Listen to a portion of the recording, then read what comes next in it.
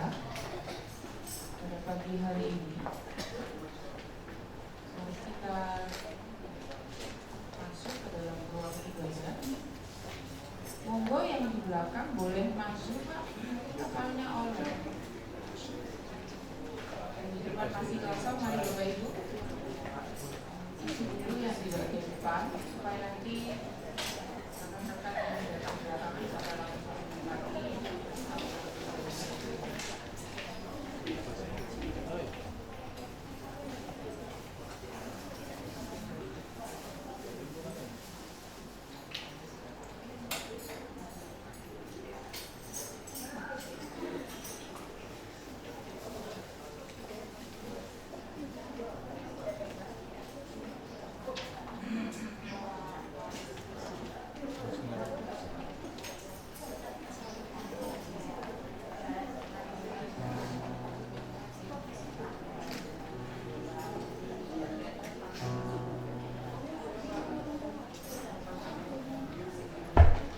Dia yang diserahkan Allah menurut maksud dan rencananya. Dia yang diserahkan Allah menurut maksud dan rencananya. Telah kamu salibkan dan kamu. Dia yang diserahkan Allah menurut maksud dan rencananya. Telah kamu salibkan.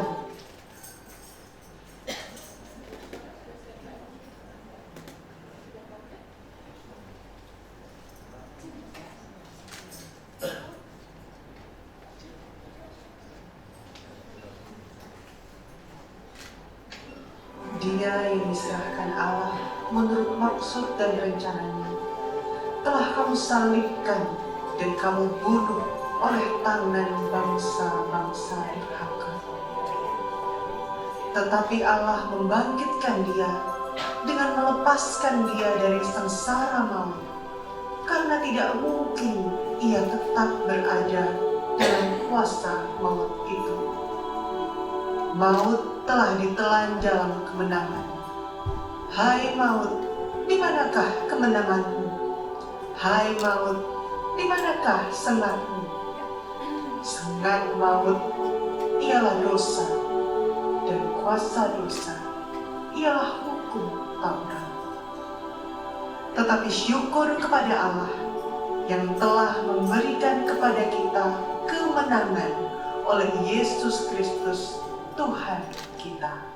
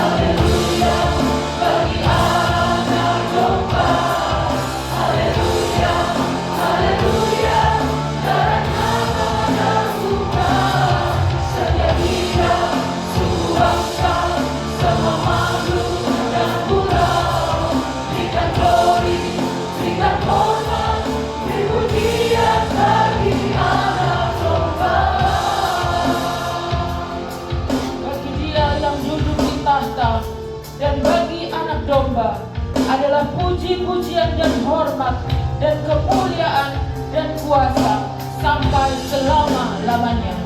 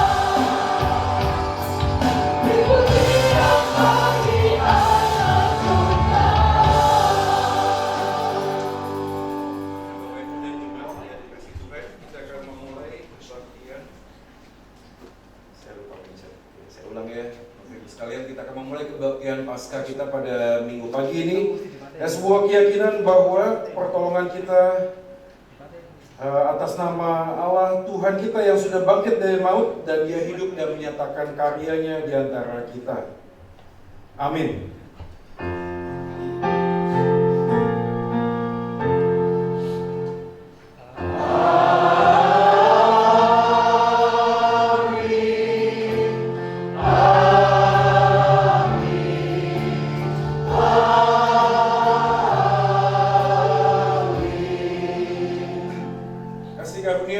Sejahtera dari Allah Bapa, Putra dan Roh Kudus menyertai saudara sekalian. Dan menyertai saudara juga. Cuma dipersilakan.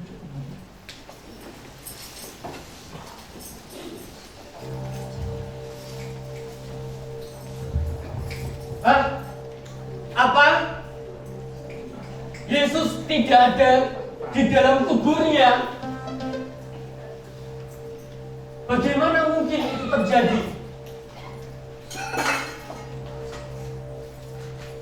Peristiwa ini begitu penting sehingga saya tetap mencatatnya.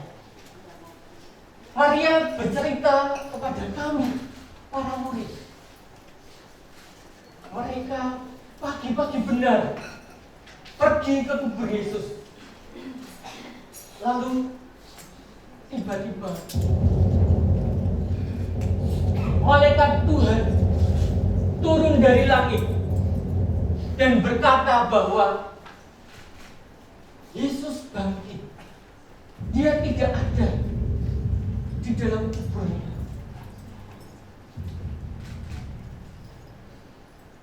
Setelah mendengar kabar itu, saya dan Petrus berlari cepat sekali. Sampai kata saya terengah-engah, seperti mau copot.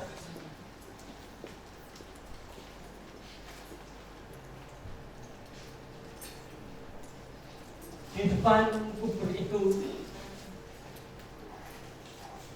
aku terduduk. Aku berhenti, mengatur nafasku sambil berpikir, Mungkinkah Yesus benar-benar menaklukkan kematian? Bukankah kematian tidak ada lawannya? Manusia yang paling kaya sekalipun tidak bisa melawan kematian. Pengetahuan medis yang paling mutakhir sekalipun tidak mampu membuat manusia hidup selamanya, bukan?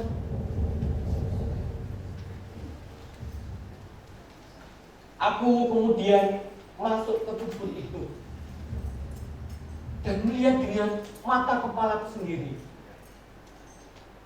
Kain kafan terletak di tanah, sedang kain peluk tergulung agak samping.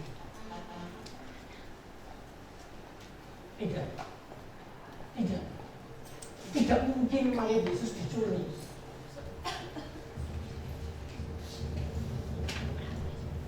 Sebab pencuri mana yang sempat menggulung kain kafan dan kemudian tidak membawa kain itu sekaligus? Ini seperti mimpi. Aku bingung, aku gelisah. Tapi satu hal yang pasti, Yesus tidak ada di kuburnya. Mungkinkah tubuh Yesus dicuri? Atau Yesus benar-benar mengalahkan kematian? Apa benar Yesus bangkit? Bapak Ibu Saudara, mari kita rayakan Yesus yang bangkit itu.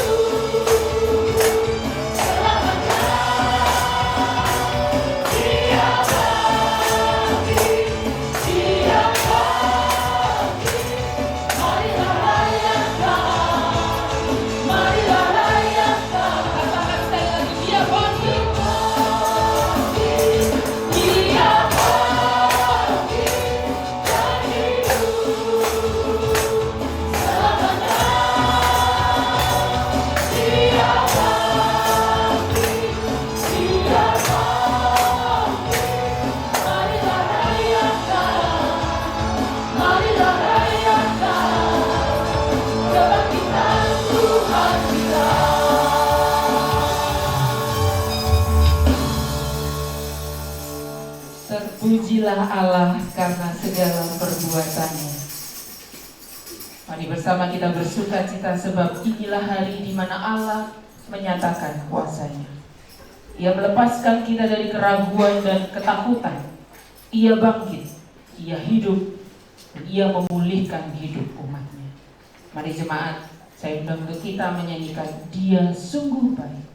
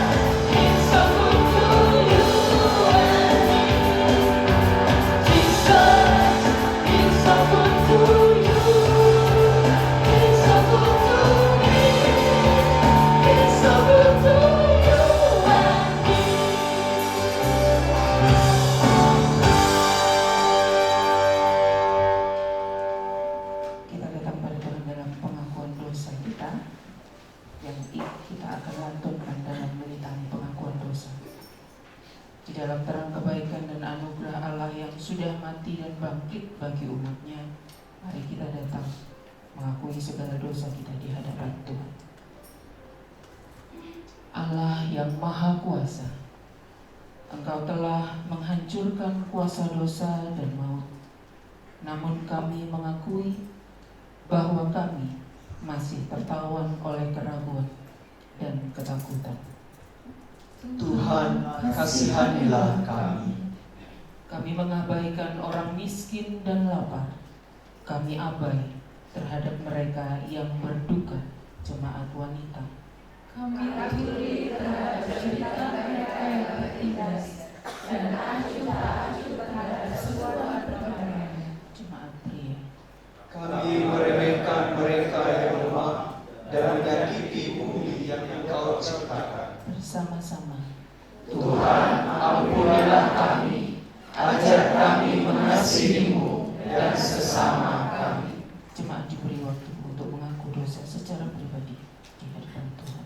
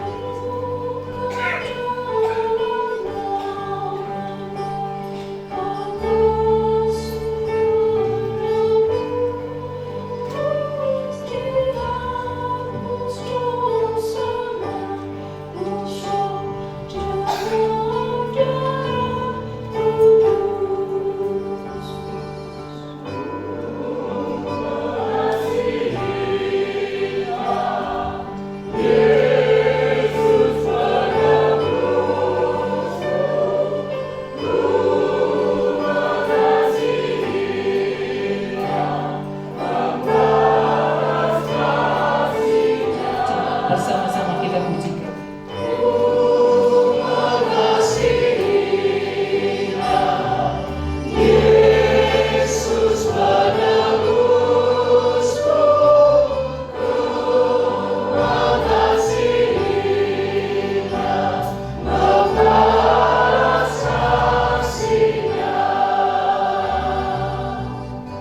Jemaat diundang untuk bangkit berdiri. Kita akan menerima berita anugerah. Dan sekalian kita anugerah pasal 2 ayat 4 sampai 7 ada firman Tuhan, tetapi Allah yang kaya dengan rahmat oleh karena kasih-Nya yang besar yang dilimpahkannya kepada kita telah menghidupkan kita bersama-sama dengan Kristus. Sekalipun kita telah mati oleh pelanggaran-pelanggaran kita, oleh anugerah kamu diselamatkan, dan di dalam Kristus Yesus Ia telah membangkitkan kita juga dan memberikan tempat bersama-sama dengan Dia di surga. Supaya pada masa yang akan datang Ia menunjukkan kepada kita kekayaan anugerah-Nya yang melimpah-limpah sesuai dengan kebaikan-Nya terhadap kita dalam Kristus Yesus. Syukur kepada Allah. Kita akan menyanyikan nyanyian jemaat Junjungan yang Kupilih.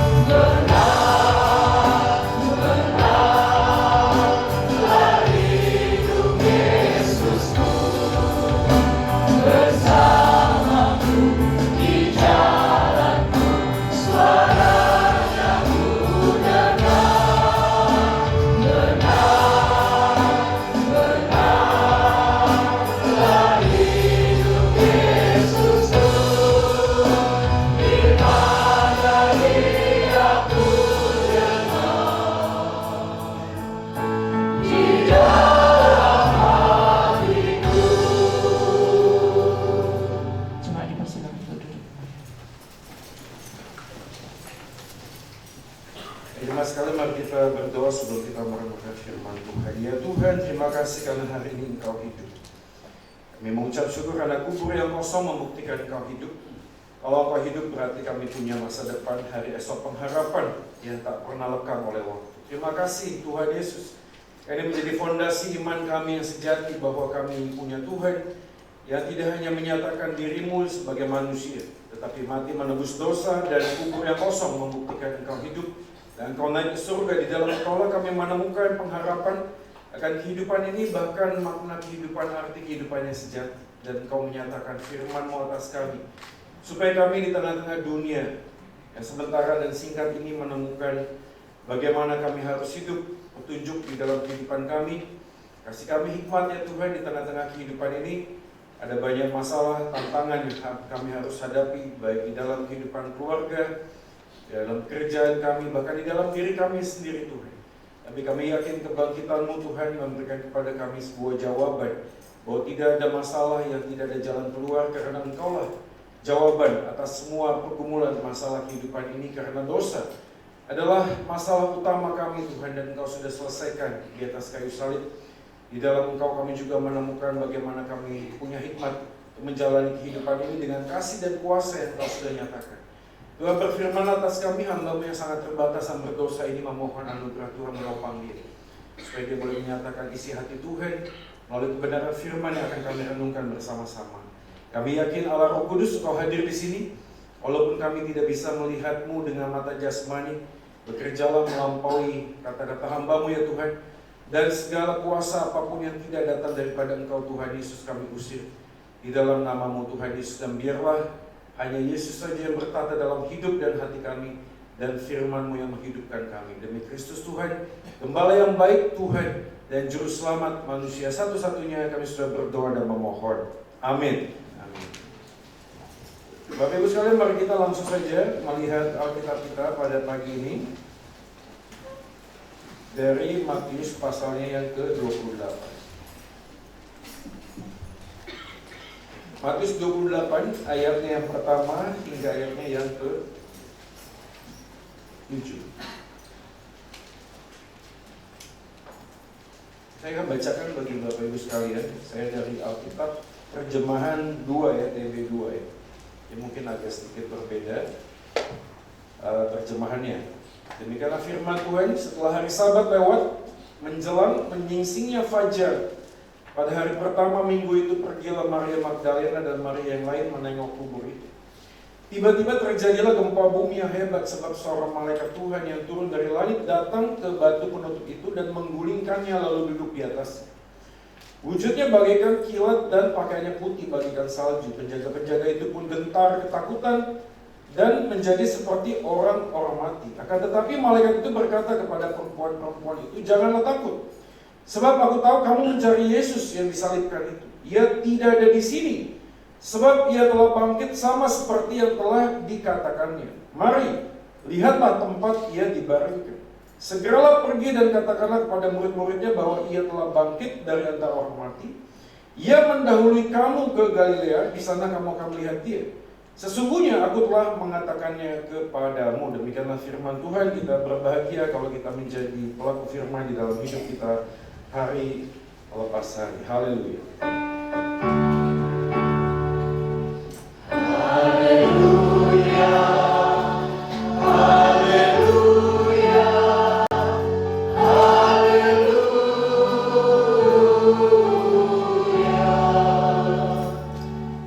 Sekali lagi shalom Bapak Ibu sekalian. Ya, selamat hari Paskah buat kita semua, saudara ya. Ini menarik sekali karena Paskah di dalam bahasa Ibrani itu Pesach, ya. Diterjemahkan dalam bahasa Inggris itu bagus ya, Passover ya. Melalui. Jadi ini adalah sebuah kisah perjalanan dari tulah yang terjadi di bangsa Israel. Jadi kalau ada malaikat yang pencabut nyawa yang lewat, setiap rumah yang dibasuh oleh darah, ya, darah domba gitu ya, maka malaikat pencabut nyawa itu melewati. Ya. Melewati itu Passover namanya, melewati ya. Ini menjadi sebuah tipologi gambaran yang ada di perjanjian lama yang kemudian dinyatakan di dalam perjanjian baru ketika Kristus itu mati menebus dosa, maka setiap orang yang hatinya dilabur oleh darah Yesus, Maka malaikat pencabut nyawa itu pass over, melewati ya. Sehingga ini menjadi sebuah keyakinan yang buat kita tuh punya pengharapan, yaitu bahwa setiap orang yang percaya pada Yesus tuh gak akan pernah binasa. Jadi fondasinya itu di sini sebenarnya. Jadi sebuah rangkaian peristiwa yang tidak pernah terputus dari perjanjian lama sampai perjanjian baru, rencana atau narasi keselamatan itu selalu berjalannya tuh linear ya, berjalan sesuatu hal yang tidak sepertinya kan ada orang ngomong ya Allah di perjanjian lama sama di perjanjian baru kan dua Allah yang berbeda gitu ya. Kalau di perjanjian lama Tuhannya tuh masih agak kanak-kanak gitu ya, jadi sedikit-sedikit marah ya, suka baper ya, dikit-dikit kalau perang habiskan, bunuh semuanya. Tapi begitu sudah sampai di perjanjian baru Tuhannya lebih dewasa ya, lebih hikmat ya, jadi sedikit-sedikit mengasihi, mengampuni gitu. Enggak saudara ya, di dalam perjanjian lama, perjanjian baru kasih dan keadilan Allah tuh dinyatakan sama, nggak ada yang beda sebenarnya. Tapi ini menjadi problem buat kita karena bagi orang Kristen Paskah itu menjadi sesuatu hal yang hanya ada di kepala saja, seperti seorang yang punya ritual agama gitu. Itu yang main musik di sini dulu ya. Oke, saya kira mau nyanyi lagi. Jadi agak nervous saya soalnya dilihatin dari. Oke, saya lanjut ya. Jadi implementasi atau implikasinya apa ya? Jadi waktu Yesus bangkit ya, jadi kubur yang kosong, Yesus bangkit, lalu kemudian dia memberikan sebuah panggilan ya, pergilah jadikanlah semua bangsa muridku dan seterusnya. Lalu dia naik ke surga. Implikasi praktisnya apa ya? Jadi hari ini saya akan coba gambarkan dua hal. Yang pertama adalah fondasi tentang iman Kristen dan apa yang harus dilakukan ketika kita sudah mengetahui kebangkitan Yesus. Dia akan memulai dengan kalimat sedemikian: tanpa kebangkitan Kristus maka kita tidak akan pernah bisa bangkit dari. Nah ini dia, ini implementasi yang paling sederhana sudah. Keterpurukan akibat dosa yang telah kita lakukan. Kenapa kemudian dikatakan keterpurukan akibat dosa? Karena akibat dosa itu banyak sekali implementasinya, banyak sekali elemen variabelnya. Orang pada waktu usaha, lalu kemudian kena hutang, lalu ngambil pinjol, itu akarnya adalah dari sini sudah. Itu dosa sudah. Akar muasal itu dosa. Kalau laki-laki, begitu dia menikah dengan istri, lalu laki-lakinya tidak dengan sadar atau tidak sadar itu mukul istrinya ya, KDRT gitu ya, kemungkinan ya KDRT. Itu asalnya dari mana? Itu dari ini tuh, dari dosa sebenarnya. Lalu kemudian ada orang-orang tertentu yang mungkin beranjak dewasa punya PTSD itu ya, post traumatic syndrome disorder. Jadi orang-orang tertentu yang punya kehidupan masa lalu yang tidak menyenangkan, lalu kemudian pernah dibully, dikatakan sesuatu, lalu terluka dalam hidupnya di masa lalu. Lalu kemudian waktu dia melihat, mendengar sesuatu, lalu dia takut. Ya, takutnya tuh di atas nilai yang biasanya gitu. Atau mungkin beberapa orang yang pernah merasa sesak kalau ada di dalam ruangan yang gelap dan sempit. Jadi sesak aja kan. Atau mungkin beberapa orang yang pernah fobia. Ya. Pernah tahu ada orang fobia sama takut sama ini apa? PY atau PY. Kalau makan nasi pecel kan ada PY-nya. Percaya nggak ada orang yang trauma sama lihat PY? Jadi begitu lihat PY dia takut gitu. Pernah tahu nggak? Nggak pernah. Di sini ada orang nggak sih? Ada ya? Kok kayak nggak ada respon gitu? Coba lihat dulu kiri kanan coba. Apa ini gara-gara jam 5 pagi? Atau mau ngambil kopi dulu silakan boleh ya. Nanti balik lagi ke sini. Ya, coba lihat dulu kiri kanan, coba ditepok pundaknya. Ya, kalau ini ya tepoknya semangat. Ya, semangat ya, semangat. Ya, saya tadi dijemput jam 2:30 ya sama driver gereja ya. Jadi 2:30 tuh dari persiapan. Ya lumayan lah ya, lumayan ya. Oke, kita lanjut ya. Sudah ada orang yang fobia sama PY sudah. Ada orang yang takut sama cicak. Ya, ada orang yang takut dengan ketinggian misalnya ya, naik sedikit gitu ya langsung dengkulnya goyang-goyang gitu ya. Ada orang yang takut. Itu semuanya bukan tiba-tiba terjadi, enggak saudara. Itu sebuah bagian dari penyakit mental disorder. Nah banyak sekali, ada orang yang narsistik, NPD ya, narcissistic personal disorder ya. Ada orang-orang tertentu yang merasa dirinya tuh selalu cari masalah. Kalau dia jadi sorotan, jadi orang yang kelihatan gitu ya, dia baru merasa dirinya hidup. Atau mungkin ada beberapa orang yang hari ini gini, setiap kali yang di tengah keramaian dia bisa sedih. Entah kenapa, sedih aja, nangis gitu ya. Ada orang-orang tertentu yang hari ini khawatir, ya, overthinking kata anak muda ya, overthinking. Tapi kalau ditanya, kenapa kamu begitu? Nggak bisa deskripsikan, nggak tahu. Ya, pokoknya ya sedih aja gitu ya, takut aja, khawatir aja. Kalau ditanya kenapa, penyebabnya nggak tahu. Jadi saudara sekalian, dari pinjol, ya, dari KDRT, dari penyakit mental, ya, jadi ada orang-orang kecanduan tertentu dengan games, ya, dengan rokok, ya, dengan adiksi-adiksi lainnya, film porno dan seterusnya. Itu semuanya cikal bakalnya dari mana, brother? Cikal bakalnya dari dosa. Ya, waktu manusia jatuh dalam dosa, variabel-variabel itu kemudian terdeteksi. Jadi berbeda dengan orang dunia yang mengatakan bahwa penyakit mental itu ya memang cuma kelainan di dalam nurturing, ya, di dalam perjalanan hidupnya ada hal-hal tertentu, ya. Ada orang-orang yang mungkin pada waktu kecil ditinggalkan oleh papa mamanya, sakit lalu meninggal waktu kecil. Dia nggak bisa terima. Jadi dalam masa-masa tertentu dia tidak ada proses pemulihan, lalu kemudian itu jadi baggage, jadi bagasi kehidupannya, yang setiap kali lihat orang mati takut, merinding pokoknya, ya. Pokoknya nggak bisa terima saja. Mungkin ada beberapa orang yang beranjak dewasa tidak lengkap keluarganya, jadi papa mamanya itu nggak lengkap. Ya saya tahu ya, ada orang-orang tertentu yang orang tuanya lengkap, ada tapi nggak hadir, ya seperti saya. Ya di bapak ibu saya tuh ada, mereka tuh nggak divorce, ya nggak berpisah, nggak bercerai, enggak. Tapi bapak saya itu tipikal orang Batak tulen, saudara, ya, pergi pagi pulang malam, ya, dan seterusnya, kerja banting tulang. Dan saya tahu seperti Anda tahu si pengacara yang tangannya gini-gini. Ya waktu itu pernah ditanya, ya, Pak, tolong Pak kasih pesan buat anak-anaknya, ya. Coba ada yang mau disampaikan dalam hati Anda kepada anak-anak Anda. Anda tahu dia ngomong, saya berkata buat anak-anak Anda, ya, anak-anak saya, ya, taklukkanlah dunia ini. Kalian harus berhasil lebih dari bapakmu ini, ya. Jadi kalimat yang bapak saya sampaikan setiap hari. Jadi tipikal orang Batak. Di sini ada orang Batak. Iya, ada yang cuma satu. Nggak mungkin ya, soalnya kecium baunya lebih banyak. Saya udah bisa mendeteksi kalau ada orang Batak. Dari baunya udah mendeteksi, ya. Ini tipikal keluarga Batak tuh gitu, saya. Jadi bapak saya juga begitu. Kamu harus lebih dari saya. Kamu harus lebih begini, harus lebih begitu. Nah, orang yang tipe seperti ini dalam keluarganya itu yang penting adalah bukan relasi, yang penting adalah kesuksesan, duit, prestasi, materi, posisi, gimana orang tuh bisa menghormati kita. Karena tagline orang Batak adalah berjuang terus tanpa pantang mundur. Karena kita adalah perantau. Di tanah Jawa ini kita tidak mungkin pulang kampung tanpa menjadi orang yang berhasil. Jaya, jaya, jaya. Wah, ya. Sama-sama kan? Iya, ini orang Batak sekarang. Jadi orang itu hidup dalam sebuah lingkungan. Kenapa? Karena ini tadi, penghalang kita untuk bangkit dalam keterpurukan adalah 3 bagian ini. Ada dosa-dosa yang terjadi dalam diri masa lalu kita. Oke, ada dosa yang terjadi dalam lingkungan sekitar kita. Mungkin kita tipikal keluarga yang baik-baik saja. Lalu kemudian menjadi orang yang ke kiri, ke kanan, nggak tahu kenapa. Itu karena lingkungan. Ya saya tetap meyakini, ya, hati-hati ya teman-teman anak-anak muda, ya. Kalau Anda bergaul dengan beberapa orang, Anda adalah 5 orang terbaik di antara sekitar Anda, itu aja. Jadi kalau mau tanya, siapa kamu? Lihat teman-temannya, ya. 5 orang terbaik di sekeliling Anda, itulah Anda sebenarnya, representasi Anda. Jadi kalau ada orang yang hari ini hidup di dalam sebuah kelompok yang merokok, semuanya pasti merokok. Ya kalau ada yang berjudi, semuanya pasti berjudi. Kalaupun tidak berjudi, mungkin bentuknya yang lain. Tapi dia punya sebuah jiwa tertentu, karena komunitas itu menentukan. Jadi Alkitab katakan pergaulan yang buruk merusak kebiasaan yang baik. Ya, dan Alkitab nggak pernah salah. Lingkungan dan juga dosa dalam kedagingan kita. Seperti tadi, ya, ada dorongan-dorongan tertentu, ya. Saya nggak tahu, saya ketemu dengan suami yang suka mukul istrinya. Dan setiap kali ditanya, dia bilang begini, saya nyesel Pak, saya nyesel. Sebenarnya saya nggak mau Pak pukul istri saya tahu Pak.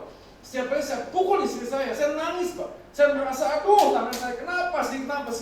Kenapa saya harus pukul istri saya? Selalu begitu. Jadi ada banyak orang hari ini yang tahu apa yang benar, tapi problemnya adalah dia tidak punya kuasa untuk melakukan apa yang benar. Dia tahu apa yang benar, dia mau melakukan, tapi dia tidak mampu. Itu problemnya di sana. Anda kalau tanya saya, Pak Joy, kok bisa sih pakai narkoba 8 tahun? Saya bilang, pertama kali saya pakai, dan saya tahu itu sakau nggak enak. Tahu sakau ya? Sakit karena engkau. Ya, sakit karena aku tahu, ya. Pakai, saya tahu sudah. Ini nggak benar ini, hidup saya ini kacau banget sudah. Ya. Dan kalau ditanya mau berhenti kan, ya mau lah. Siapa yang bilang nggak mau? Mau sudah. Omong kosong lah.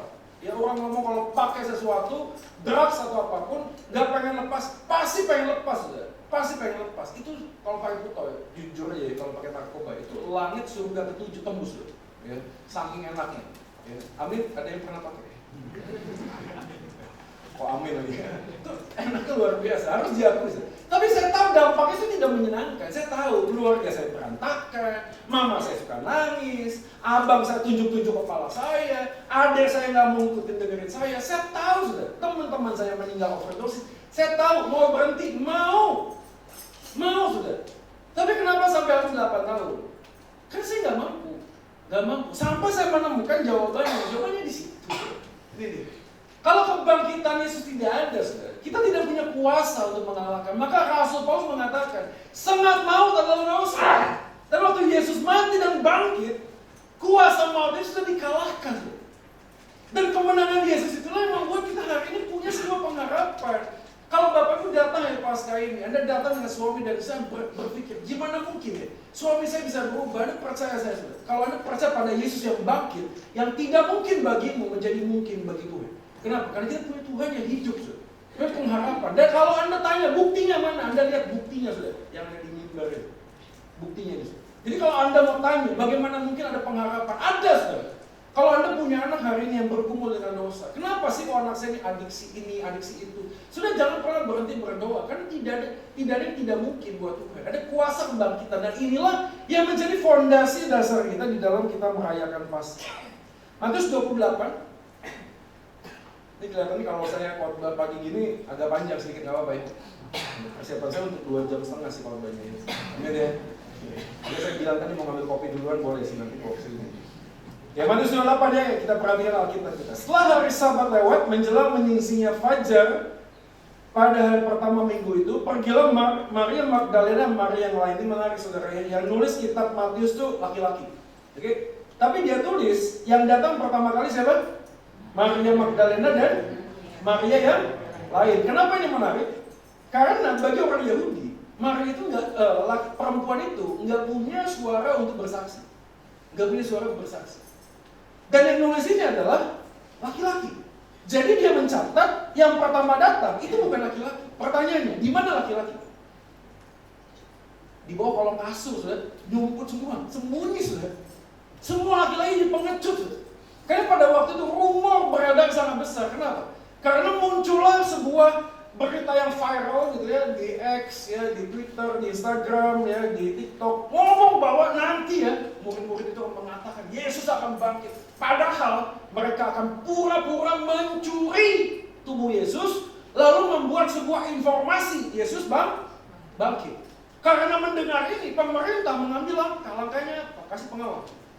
Sebuat apa kuburan dijaga? Saya tahu dulu ada pencuri. Ya, ada yang suka curi jenazah, curi mayat, yes. Tapi kalau misalnya itu pencuri mau datang, dengan batu saja cukup, nggak usah pakai pengawal. Anda tahu maksudnya? Kenapa kau harus pakai pengawal? Karena mereka tahu, takut nanti ini orang betul-betul curi jenazahnya Yesus. Dan sekali lagi, yang nulis adalah Matius. Tapi dia mencatat, laki-lakinya sembunyi, perempuannya justru yang berani. Ini menjadi sebuah fakta. Fakta apa sih? Kalau ini sebuah kebohongan, sesuatu yang dirancang, sesuatu yang dibuat, dinarasikan, dikonspirasi, ini laki-laki gak mungkin mempermalukan dirinya sendiri. Gak mungkin. Pasti akan dibuat begini. Maka datanglah para pria ke kubur itu, karena mereka pemberani, tidak takut pada pengawal dan lain sebagainya. Betul? Tapi ini enggak sih. Yang datang pertama kali adalah Maria. Yang ayat 2. Yang menarik lagi adalah tiba-tiba terjadilah apa? Gempa bumi yang hebat. Ini bagian yang saya waktu baca, saya mendapatkan insight dari Roh Kudus itu. Gempa bumi yang hebat itu terjadi 2 kali. Pada sesuatu hal yang terjadi bukan karena sebuah gejala alam, sesuatu yang tiba-tiba suddenly, tiba-tiba terjadi tanpa ada suatu asal muasal, itu hanya terjadi 2 kali. Terjadi yang pertama adalah saat kematian. Jadi waktu Yesus disalibkan, itu gempa bumi terjadi.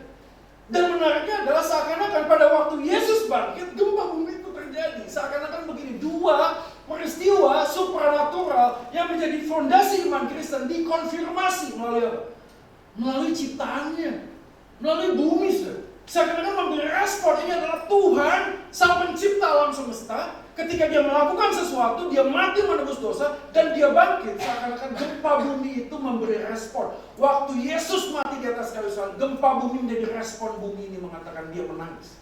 Karena sang pencipta, yang adalah Tuhan, di atas segalanya, jadi manusia. Dan pada waktu dia jadi manusia, dia tetap Tuhan.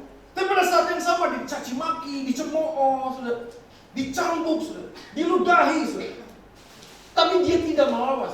Gini ya, kalau ada orang ya, nggak punya apa-apa, lalu bilang Tuhan saya mau berserah kepadamu, itu gampang. Karena memang nggak ada pilihan. Betul? Betul nggak sih? Kalau ada orang yang nggak punya apa-apa, lalu kemudian hidupnya rendah hati, merendahkan diri, kita bisa ngerti. Kenapa? Karena tidak punya apa-apa. Tapi seandainya ada orang yang punya posisi, punya materi, punya koneksi, punya segalanya, lalu ketika direndahkan orang lain, tidak melawan, kita baru ngerti ini rendah hati. Karena dia ada pilihan. Dia bisa melawan, tapi dia tidak menggunakan kuasanya untuk melawan orang yang merendahkan dirinya. Sudah, ini Yesus lakukan, sudah. Maka waktu Yesus ditangkap, lalu ada orang menghunuskan pedangnya, ingin melawan. Anda tahu Yesus ngomong apa? Dia ngomong, kamu ngapain melawan? Gini loh, kalau masalah lawan-lawan, bukankah saya ini bisa mengirim 12 legion, sudah? Ribuan malaikat untuk membela saya? Bisa, jangankan kamu menghunus pedang. Enggak usah. Saya bisa lakukan, kata Yesus. Tapi dia memilih untuk tidak menggunakannya. Nah, waktu gempa bumi terjadi pertama kali, Yesus mati di atas kayu salib, bumi ini memberi respon, seakan-akan dia berteriak, menangis. Karena Sang Pencipta itu mati di atas kayu salib. Dan bagian yang kedua adalah ketika Yesus bangkit. Seakan-akan pada saat yang sama, bumi berteriak karena kesedihan. Tapi pada saat yang sama dia bangkit, saudara, bumi memberi respon dengan sukacita. Respon yang kedua adalah kalau kita membaca Matius 28. Malaikat Tuhan yang turun dari langit datang ke batu penutup itu dan menggulingkannya. Soalnya ini menjadi pertanyaan. Ini bagi saya dulu yang skeptik ya. Kalau skeptik anak muda ya, saya pikir gini loh. Agama itu cuma bikinan manusia. Agama itu bikinan manusia.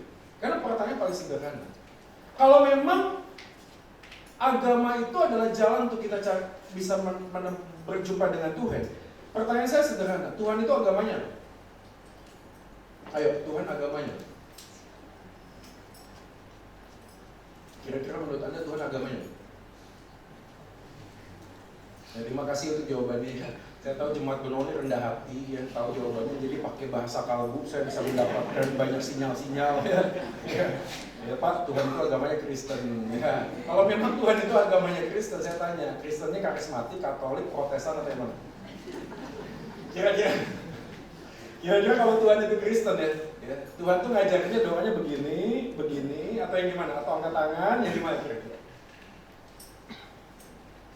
Saya banyak orang kemudian berpikir, kenapa sih kok bicara tentang agama gini? Saya bukan anti agama, bukan sih. Tapi kalau Anda hanya beragama Kristen, Anda tidak akan menemukan sebuah relasi yang intim dengan Tuhan. Dan pada waktu batu digulingkan, itu menjadi sebuah gambaran. Gambarannya apa sih? Yesus bisa nggak bangkit tanpa batu digulingkan? Bisa loh. Dalam bagian yang lain ada kisah kok. Pada waktu murid-murid berdoa, semuanya ditutup, Yesus bisa datang kok terobos.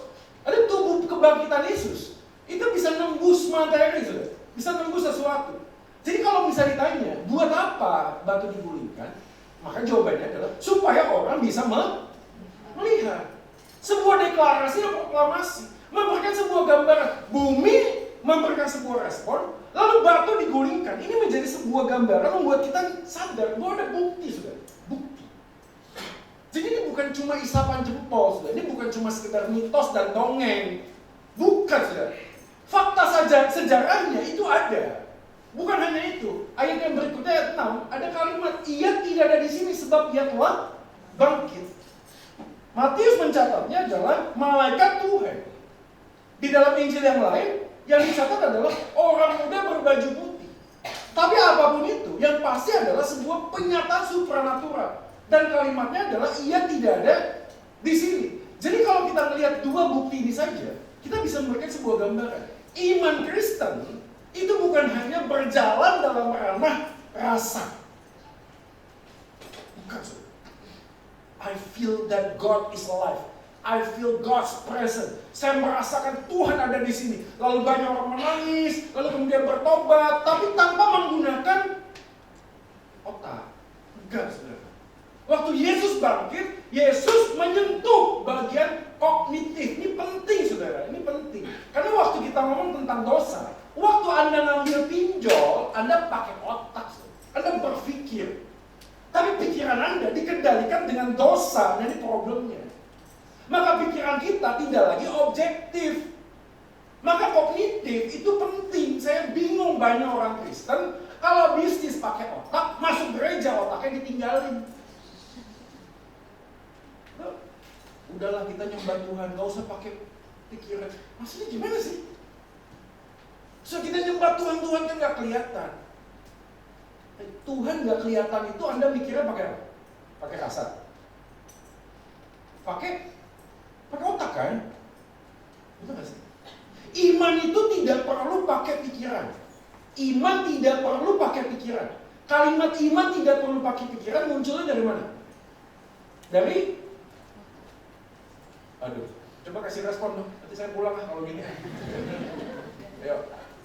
Iman tidak perlu pakai pikiran. Kalimat iman tidak perlu pakai pikiran. Muncul dari pikiran. Betul? Saya orang yang rendah hati dan tidak sombong. Anda pikir? Waktu saya ngomong saya orang yang rendah hati dan tidak sombong, kira-kira saya orang seperti apa? Sombong, betul gak sih? Rendah hati itu gak usah diomongin om. Saya orang yang sangat rendah hati dan tidak sombong. Ya lu sombong. Kenapa diomongin? Itu ngerti gak sih? Iman tidak butuh pikiran. Muncul dari pikiran. Jadi waktu Yesus bangkit, ini bukan cuma sekedar dongeng, mitos, cerita-cerita yang baik. Oh Yesus bangkit. Enggak saudara, ini aspek kognitif. Maka waktu Yesus bangkit, hal-hal yang kecil, presisi itu diberikan sama Tuhan. Supaya apa? Karena waktu kita datang kepada Tuhan, iman kita itu utuh dengan pikiran. Soalnya saya tahu ya, kalau belajar psikologi agama ya, dalam pikiran-pikiran psikologi tertentu, begitu dia menyentuh nalar agama, seringkali nalarnya itu berhenti. Makanya nggak aneh kalau ada orang-orang sekeluarga taruh bom, meledakkan diri, lalu kemudian percaya pada saat itu tidak ke surga. Itu nggak aneh sebenarnya. Karena pada waktu orang berpikir dengan psikologi agama, kadang-kadang nalarnya berhenti. Jangan aneh juga ada orang, waduh pendeta ya, mau khotbah apapun, ujung-ujungnya tantangannya apa? Perpuluhan. Pernah dengar? Mau khotbah tentang Nuh, tentang Daud, tentang Yesus, tentang apapun, akhirnya adalah perpuluhan. Pertanyaan, jemaat ngasih nggak? Ngasih loh. Ada pendeta ngomong begini, saya harus beli jet pribadi. Kalau tidak nanti kuasa saya bisa pergi kemana-mana. Nanti saya bisa disentuh oleh orang berdosa. Nggak boleh, saya harus pelayanan dengan jet pribadi. Lalu kemudian mengajak jemaat untuk nyumbang beli jet pribadi buat pendeta ini. Dibeliin nggak? Beli. Ada orang segini-gini. Ada pendeta lagi ngomong, saya hari ini sudah menikah dalam roh. Padahal dia udah punya istri. Menikah dalam roh.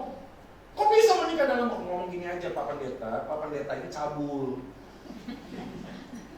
Mau cari selingkuhan. Lalu ngomong menikah dalam roh. Pertanyaan, jemaat percaya? Percaya? Semua yang percaya. Coba lihat, ada pendeta nipu sana sini, masuk ke penjara. Anda tahu jemaatnya ngomong apa?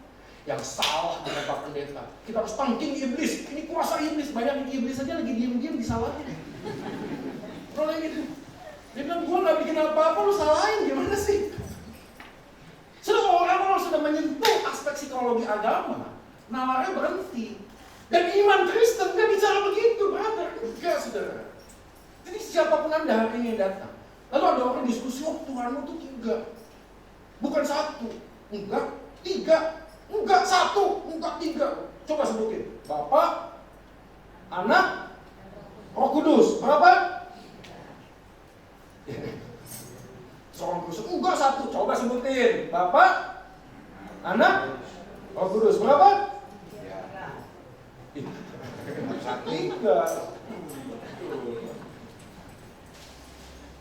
Terus kita ngomong sama dia, Pak, kalau begitu 1 itu selalu tunggal apa enggak, Pak? Mari sama-sama katakan amin, 1 suara. Oke, berapa suara? 1, 2, 3, 4, 5, 6. Suaranya banyak betul nih. Tapi 1 suara. 1 itu nggak harus tunggal. satu itu bisa jamak nggak? Bisa gitu loh. Itu dari mana Om dapatnya? Dari ini. Dan ini menjadi gambaran penting buat kita hari ini belajar. Kenapa? Belajar ini sih. Kita baca sama-sama. 3, 2 ya. Iman memerlukan pengetahuan sebagai dasar kebenaran. Tapi iman juga memerlukan ketidaktahuan agar kita tidak bersandar pada pengetahuan kita. Jadi satu bagian memang ada misteri. Betul, ada misteri. Tapi misteri ini tidak kemudian menghalalkan segala macam cara sehingga kita tidak punya dasar pengetahuan. Alkitab ini tuh ditulis. Kalau ditulis, dibaca, bukan dipeluk. Kalau dipeluk, ada nggak orang Kristen yang pernah baca Alkitab tapi tidurnya sama Alkitab?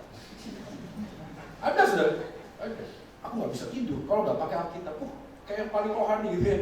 Saya tanya dibaca nggak? Enggak. Dia paling di bawah tidurnya dipeluk gitu. So ada orang Kristen yang begitu? Ada sudah.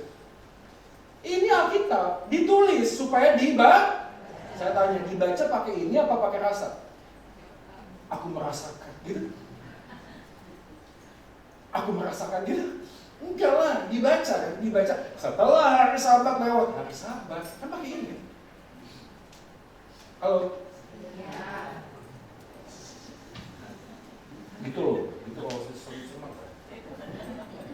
Saya pinjam Richard.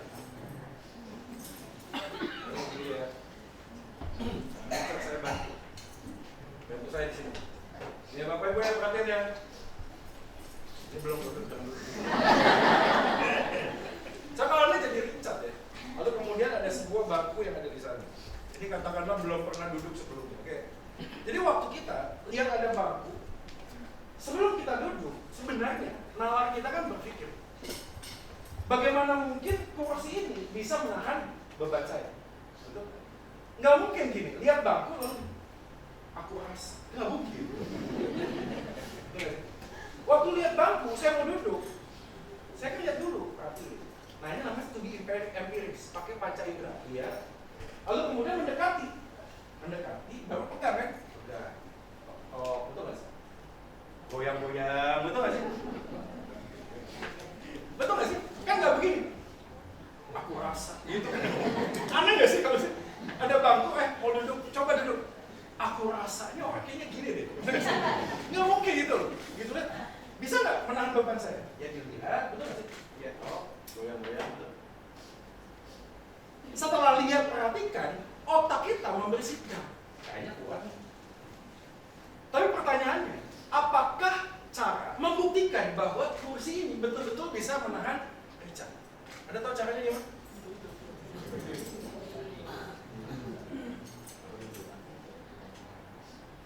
Saudara, iman itu percaya. Percaya itu butuh pengetahuan. Tapi perhatiin, pengetahuan itu tidak cukup. Kenapa? Karena percaya juga harus mempercayakan. Jadi waktu Richard berdiri dan dia lihat kursinya, dia pastikan dengan nalarnya bisa duduk. Itu bukan percaya. Karena percaya itu adalah wujud nyata dari sebuah tindakan aktif. Duduk. Soalnya ada orang hari ini, waktu lihat kebangkitan Yesus, mikir pakai otak aja enggak? Oh Yesus bangkit, amin, haleluya, aku rasa Yesus bangkit, aku menang, selesai. Enggak sudah, Alkitab mencatat pengetahuan. Lihat. Dan pertanyaannya, cukup nggak dalam pengetahuan? Nggak cukup sudah. Karena apa? Ada misteri. Supaya pengetahuan kita tidak menjadi landasan iman kita, bukan. Tapi iman butuh pengetahuan. Jadi waktu saya lihat dasarnya cukup, saya mempercayakan. Terima kasih. Kita kasih tepuk tangan buat Richard.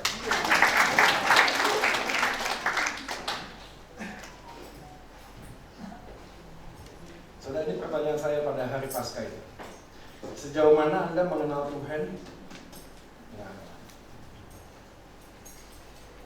So, bagaimana dengan hidup doa Anda? Baca Alkitab ini gimana sih? Bagaimana mungkin kamu ini hidup bersama dengan Tuhan yang hidup, tapi kemudian tidak menggunakan akal? Bagaimana mungkin sekarang? Tidak mungkin. Harus mulai dengan bagian yang kognitif, belajar. Makanya pertanyaan begini, begitu ada dorongan-dorongan tentang dosa, ingin pinjol, KDRT, itu muncul dari mana? Otak, pikiran. Dikuasai dengan hati, betul. Dan waktu kita datang pada Yesus, minta kepada Tuhan pertolongan, menarik ini. Pertolongan Tuhan kadang-kadang nggak selalu supernatural, tapi bisa natural. Ada tahu caranya gimana? Naturalnya adalah pikiran kita itu dikendalikan oleh kuasa Roh Kudus. Dikendalikan. Siapa pada waktu dia mau action sesuatu, pikiran kita mikir, enggak dulu. 10 detik pertama dia berhenti, dia pause, dia selesai. Tuhan tolong kita kasih hikmat, ngapain? Pergi dulu sejenak, supaya tenang baru ngomong. Sebelum ngasih pinjol, pikirannya itu berpikir dulu, waduh saya doa. Waktu doa, Tuhan itu bicara. Bukan gini, oh anakku, Jerman, bukan begitu. Dikasih hikmat untuk apa? Jangan-jangan saya harus diskusi dulu ya. Yuk, cari orang lain yang sudah ini belajar sama Pak Dharma, sama siapa, ngobrol dulu gitu. Saya kalau ngambil pilihan ini bagus nggak? Ini bunganya begini nih, ya kebutuhannya begini, dan lain sebagainya. Walaupun sekali lagi ya, menurut survei, orang pakai pinjol itu dengan nalar yang nggak masuk akal. Ya, udah tahu ya. Ya orang pakai pinjol bukan karena untuk produksi, bukan untuk sesuatu modal, bukan. Biasanya untuk apa? Ganti handphone baru. Ya. Atau enggak ganti istri baru. Oh enggak ya? Ya nggak boleh saya. Kalau orang pakai pinjol, itu karena ya konsumerisme, sesuatu hal yang memang membelenggu hati. Nah waktu datang pada Yesus, Tuhan itu tidak tiba-tiba membuat otak kita tuh berhenti, selesai. Semua masa lalu, lingkungan, hilang, enggak sudah. Yang Tuhan lakukan adalah memberi kita hikmat. Kita belajar untuk bergantung pada Tuhan dengan pikiran. Saudara-saudara, penting sekali untuk kita hari ini menjalani kehidupan yang bersandar kepada Kristus. Kenapa? Karena kemenangan Kristus atas dosa dan kematian bukan sebuah dongeng yang memberi makna kebaikan. Kalau dongeng ini, dulu ada anak durhaka, lalu marah-marah, tendang perahu, jadi gunung. Ada orang tertentu, lalu kemudian durhaka sama mamanya, terus jadi apa? Jadi patung apa sih? Patung lah pokoknya. Lalu kemudian maknanya adalah, makanya gitulah, jangan durhaka sama ibu. Nanti begini, nanti begitu. Baik sih, isinya baik. Tapi itu dongeng, saudara. Sesuatu yang nggak bisa diverifikasi. Dongeng, saudara. Hanya cerita rakyat. Tapi ini bukan dongeng, saudara. Kemenangan Yesus atas dosa bukan sebuah dongeng yang memberi kita makna kebaikan. Bukan. Tapi juga memberi dasar kebenaran agar kita menjadi pribadi yang menyatakan kebaikan. Anda tahu esensi dengan kebangkitan Yesus? Yesus bangkit dari kematian supaya dia berrelasi dengan Anda. Relasi itu tidak monolog, tidak satu arah juga. Relasi itu dua pihak. Jadi waktu kita ngomong tentang doa, tentang baca Alkitab, kita tuh harus belajar dari Tuhan, tunjukkanlah kepadaku, bicaralah kepadaku melalui firman. Sudah poin yang kedua yang kita pelajari adalah kemenangan Yesus menyatakan panggilan kasih-Nya. Menarik ya, ayat 7 tadi kita baca. Setelah malaikat itu berkata kepada perempuan, jangan takut, sebab aku tahu kamu mencari Yesus yang disalibkan itu. Ia tidak ada di sini, ayat 6. Lalu ayat 7 ada perintah. Perintahnya apa saudara? Segeralah pergi dan katakanlah kepada murid-muridnya bahwa ia telah bangkit dari orang mati, oke? Ia mendahului kamu kemana? Kenapa Galilea? Kenapa gak kota-kota yang lain? Jadi menjadi sebuah hal menjadi perenungan kita. Kenapa? Kenapa Tuhan Yesus pilih Galilea? Karena Galilea ada tempat pertama Yesus berjumpa dengan para murid. Dan Tuhan Yesus memanggil para murid di daerah Galilea. Siapa pada waktu mereka para murid ngerti Yesus sudah bangkit dan memerintahkan mereka datang ke Galilea, seakan-akan Yesus mengatakan, coba ingat kembali peristiwa cinta mula-mulamu dengan aku. Artinya, waktu Yesus panggil para murid, mereka ikut Yesus dengan sebuah konsep, ini raja yang akan memimpin saya dan membuat kesuksesan. Oke? Ini Mesias yang akan membuat nasib kita berubah, ekonomi kita berubah, kita punya posisi, kita punya kuasa dan lain sebagainya. Konsep pertama tentang Mesias begitu. Tapi kemudian Yesus akan kalah, mati di atas kayu salib. Para murid, waduh, merasa enggak deh. Mereka kembali lagi tuh, ada jadi nelayan, jadi supir Grab, masih jadi nggak ada yang jadi supir Grab. Pokoknya intinya para murid bubar jalan, lalu kemudian ngapain? Ya hidup masing-masing sendiri. Seakan-akan hilang dari peredaran. Dan ketika mereka ditanya, kamu kenal Yesus? Enggak, aku nggak kenal Yesus. Mereka mengkhianati Yesus. Tapi pada waktu Yesus bangkit, konfirmasi kebangkitannya membawa dia untuk ketemu di Galilea. Di sana kamu akan melihat dia. Nah pada waktu mereka datang ke Galilea, Matius pasal 28 ayat 16, mereka waktu datang, Mereka menyembah Yesus, tapi ragu-ragu. Bagaimana? Karena kata ragu-ragu pasal 28 itu distazo. Ada tau distazo? Distazo adalah sebuah keraguan karena pengalaman masa lalu ini menarik.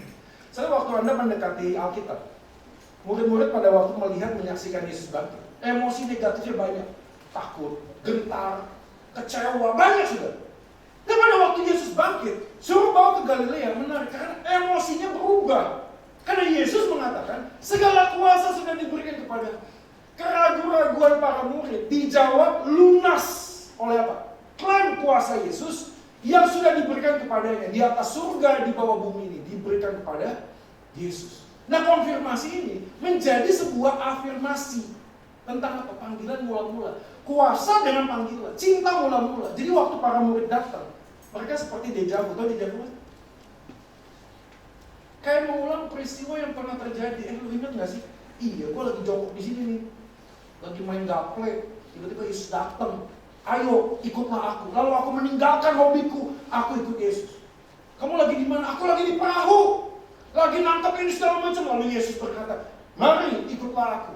Akan kujadikan kau penjala manusia. Aku meninggalkan pekerjaanku, aku ikut Yesus. First love, cinta mula-mula mereka. Dan pada waktu Yesus bangkit, Yesus mengajak para murid mengenang kembali cinta mula-mula kepada Yesus. Pertanyaan saya buat Bapak Ibu sekalian, kapankah Anda pertama kali jatuh cinta sama Yesus? Kapan? Oke, terima kasih buat jawabannya. Saya tahu cuma ini rendah hati ya. Kalau saya ngomong dikira sombong. Oke. Saya mungkin Anda bertanya-tanya, kapan dia jatuh cinta sama Yesus? Coba deh. Saya tahu Roh Kudus itu melahirkan kita nggak tahu kapan.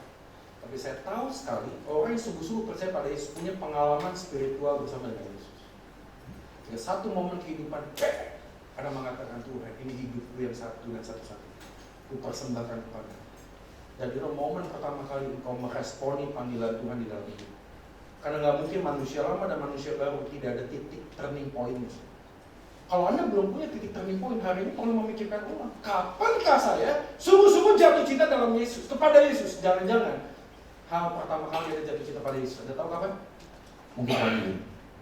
Mungkin pagi. Ketika Anda punya masalah pergumulan, datang kepada di gereja.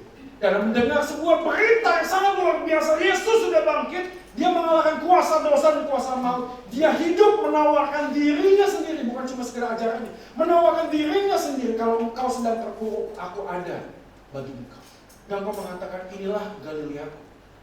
Sudah, kalau Anda tidak menemukan Galilea, Anda tidak akan tahu perjalanan spiritual Anda sampai mana. James Fowler membuat Stages of Faith, pernah tahu? Singkat saja ya. James Fowler seorang profesor, menarik sekali karena dia psikolog dan juga teolog. Dia membuat sebuah gambaran bahwa gini, iman Kristen itu sebenarnya ada tahap-tahapannya. Oke, secara sederhana saya jelaskan. Tahapan yang paling sederhana yang pertama adalah toddler preschool. Bagi James Fowler, orang-orang tertentu imannya seperti anak kecil, nggak bisa membedakan virtual dan reality. Jadi ini buat teman Bapak Ibu sekalian yang punya anak di bawah 5 tahun, hati-hati kalau anaknya nonton Roblox sering-sering, bahaya. Ya, itu bisa tusuk-tusuk tuh. Dia nggak bisa bedain ini Roblox virtual, games, ya, yang ini adalah reality. Apalagi kalau sudah ikut YouTube Short, tau ya? Itu bisa beretrot, saudara. Otaknya itu nggak bisa berkembang. Dia nggak bisa punya growth mindset. Dia hidup di dalam hidupnya sendiri. Nah, orang-orang tertentu menurut Fowler, iman itu seperti anak kecil. Ini bukan gambaran di Alkitab, bukan. Tapi imannya begini. Dia ikut Yesus, ikut. Tapi kenapa dia ikut Yesus? Nggak tahu. Bahkan orang-orang ini, kalau ditanya, semua agama sama nggak? Jawabannya sama. Sama saja. Padahal, basic landasannya sederhana. Kalau yang sono nyembah Yesus masuk neraka. Yang sini, nggak nyembah Yesus masuk neraka. Beda ya, betul nggak sih? Tapi bagi dia, enggak lah. Semua agama sama aja. Jadi bagi dia, iman itu nggak ada apa-apanya. Tapi basic yang kedua, stage yang kedua adalah mulai bagian yang namanya mythical literal.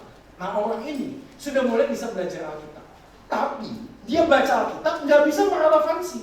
Dia baca, ya sudah, selesai. Nggak ada hubungannya sama hidup saya, nggak ada. Dengan pinjol, dengan apa, nggak ada. Tapi orang ini setiap minggu datang. Yang menariknya adalah mythical literal. Orang-orang tipe seperti ini mulai merasakan, mengakui bahwa ada otoritas dalam kehidupan iman. Stage yang berikutnya adalah sintetik konvensional. Ini orang seperti ini lebih dewasa lagi, sudah. Orang seperti ini mulai tunduk kepada bagian pelayanan, belajar hidup pelayanan. Tapi sekali lagi, nggak ada hubungannya. Lihat deh, yang atas ya. Ini orang seperti ini intuitif ya. Datang ke gereja nggak? Datang. Sampai di gereja ngapain? Tidur. Nggak tahu khotbah apa, ya mungkin malaikat dan khotbah juga tidur juga. Tidur, datang tidur, bahkan di beberapa tempat ya, begitu sampai gereja, Anda tahu ngapain? Mani-pedi tau, bunyi buku, cetek, tapi di sini nggak ada ya, cuma di gereja pusat aja. Tapi ini berdepan, datang lagi. Kalau ditanya, ya nggak tahu, datang aja pokoknya. Jadi yang bergerak, intuitif. Bergerak itu intuitif, datang aja. Tapi sampai gereja, nggak dengar firman, enggak. Tapi stage berikutnya udah mulai nih. Mulai baca, tapi isi doanya minta. Orang tuh bingung, kok bisa ya? Orang bisa doa tuh 30 menit, 1 jam. Doa apa ya? Saya waktu doanya 15 detik tuh udah kepanjangan. Karena isinya tuh doanya minta. Ini orang seperti itu. Baca Alkitab nggak? Enggak. Yang berikutnya adalah sintetik konvensional. Dia mulai baca Alkitab, dia mulai belajar, wah, dia mau pelayanan. Ayo, mau diberkati. Pelayanan, wah dia pelayanan, dia ini. Tapi waktu ngomong tentang Alkitab, nggak ada hubungannya sudah. Jadi pelayanan itu aktivitas saja, aktivitas. Ya. Tapi di sini nggak ada ya, amin. Ya. Kalau ada harus bertobat tadi. Tapi ada di gereja-gereja, bahkan ada teman saya ngomong begini, setelah main kebaktian ini, terus aku cepat ketua parkir, naik motor. Saya bilang, bro, kemana bro? Kebaktian lagi kan? Saya pikir ini rohani banget. Begitu saya tanya, ternyata cari ceperan, tahu? Jadi setiap kali main dapat 250.000. Jadi 1 kali minggu dia bisa 5 kali ibadah. Tapi itu pelayanan pergi, pelayanan. Tapi nggak ada Tuhan dalam hidupnya, nggak ada. Stage yang berikutnya, ini mulai lebih tinggi lagi nih, individual reflektif. Nah, orang seperti ini mulai terbentuk dengan masalah. Dia mulai mikir, katanya Tuhan Maha Kasih, katanya Tuhan Maha Kuasa. Kok hidup saya menderita? Kok saya dicerain sama pasangan saya? Kok problem dalam pekerjaan saya nggak berhenti? Mulai dia sintek, mulai reflektif. Mulai mikir. Stage berikutnya, konjaktif. Dia mengambil pilihan begini, oke nih, saya mengambil pilihan memang dalam hidup ada hal yang saya tidak bisa tahu. Ada misteri yang saya tidak bisa tahu. Saya mulai belajar berserah kepada Tuhan. Oh, itu lebih tinggi. Yang paling tinggi lagi nih, universalism. Orang-orang tertentu yang meninggalkan pekerjaannya, jadi misionaris, masuk sekolah kita, luar biasa. Pertanyaan saya buat Anda hari ini sederhana. Anda di stage mana? Anda tahu kenapa ini hubungannya sama Galilea? Karena Galilea itu first love. Pertama kali Anda datang, Anda ikut. Datang saja. Nggak ngerti. Tapi nggak mungkin, bertahun-tahun gitu terus, masa sih? Ya nggak sih? Lalu tubuh kita aja beranjak dewasa. Ada gitu orang tua sampai sekarang segede gini masih minum ASI. Ngenyot gitu dari mamanya. Aneh nggak sih? Halo? Aneh saudara. Kalau ada anak-anak dalam usia tertentu harusnya sudah bisa jalan dan tidak bisa jalan, Anda lakukan apa? Ke dokter kan? Anda nggak bilang begini, terima kasih Tuhan karena anakku ini punya prestasi. Yang lain sudah jalan, anak saya masih merangkak, puji Tuhan. Gitu? Enggak kan? Berarti kan something wrong kan? Sesuatu yang salah kan? Halo? Kalau Anda sudah pertama kali cinta Yesus, hidup berrelasi dengan Yesus, tapi terus-menerus ada di stage 1, datang pulang, gitu terus. Ditanya buat apa ke gereja? Ya ke gereja aja. Kenapa di gereja saya bisa tidur dengan nyenyak? Ya puji Tuhan juga sih sebenarnya, betul gak sih? Ya, asal jangan ngorok, kalau ngorok kan ganggu yang lain, gitu kan sih ya. Takutnya yang lain nanti bangun. Sebenarnya gak gitu saudara. Kemenangan Yesus itu membuat kita berani untuk melangkah, ngambil keputusan. Ayo Bapak Ibu, ambil keputusan. Hari ini ada di posisi mana hari ini? Gimana kehidupan doa Anda hari ini? Gimana keluarga Anda? Ayo suami-suami, misalnya lihat suami-suami. Bro, saya kasih tahu,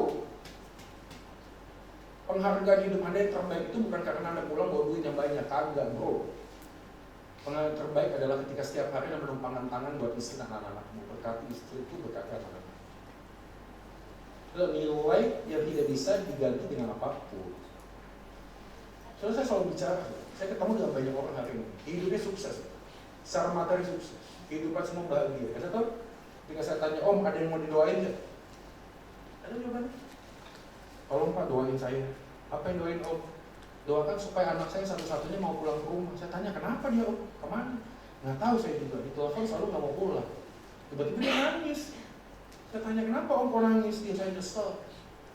Karena waktu saya merintis pekerjaan anak saya masih kecil. Anak saya selalu telepon, Pak pulang Pak. Aku pengen main sama Papa. Jawabannya, maaf nak, aku nggak bisa. Aku kerja, aku sibuk. Telepon lagi, Pak kapan pulang? Maaf nak, aku sibuk. Ayo Pak pulang. Maaf nak, aku sibuk. Setelah itu anaknya beranjak dewasa, sekolah lalu kerja. Gantian bapaknya telepon, nah ayo pulang nak, Papa kangen sama kamu. Ada jawaban anaknya? Maaf Pak, saya sibuk. Ayo nak kapan pulang? Maaf Pak, saya sibuk. Ayo nak kapan pulang? Saya sibuk. Anda tahu kenapa? Karena sejak kecil ini anak yang diformat di otaknya adalah yang penting uang bukan relasi. Saya beritahu momen Anda nggak bisa putar lagi. Sungguh. Anda mau putar apa? Anda mau bayar berapa miliar supaya anaknya pulang? Mungkin anaknya bisa pulang, tapi bukan karena sayang kepada bapaknya, karena sayang sama duitnya. Nggak sih? Pernah punya pengalaman bapak ibu kerja di luar gitu, lalu pulang bawa oleh-oleh. Ayo Pak kapan pulang? Kapan pulang? Begitu sudah sampai pulang, yang diperlukan 5 menit. Setelah itu mana oleh-olehnya? Lebih sibuk sama oleh-olehnya. Manusia gitu sudah. Manusia gitu. Saya beritahu saudara-saudara, istri hari ini tunduklah pada suami. Ada amin ibu? Agak sumbang suaranya sedikit ya. Kalau saya ngerti kok ya.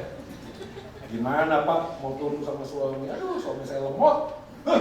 Lawan kerjanya. Harus diapain sini orang? Kamu tuh laki-laki, kamu tuh pria. Sat-set gitu, sat-set.